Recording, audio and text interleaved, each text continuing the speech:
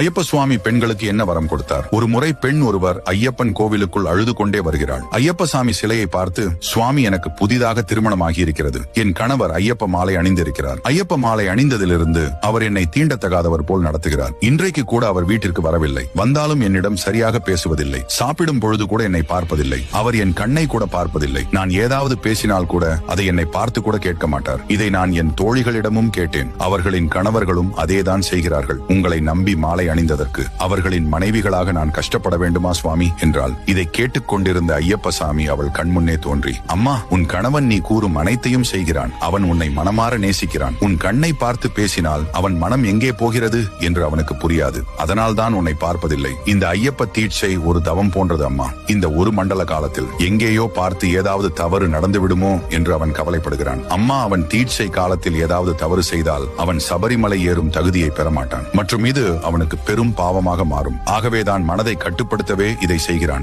இந்த தீட்சை முடிந்து உன் கணவர் வீட்டிற்கு வந்து உன்னை எப்பொழுதும் போல நேசிப்பார். அம்மா, இருந்தாலும் உன் கவலையை போக்குவதற்காக நான் உனக்கு ஒரு வரம் கொடுக்கிறேன். இந்த 48 நாட்கள் தான் குடும்பத்தை மறந்து என்னையே அனுதினமும் நினைத்து என் சன்னதிக்கு வருபவர்களின் மனைவியின் மாங்கல்யத்திற்கு எந்த களங்கமும் வராமல் சுமங்கலியாக இருப்பார்கள் என்று வரம் கொடுத்தார். உங்களுக்கு ஐயப்பன் சாமி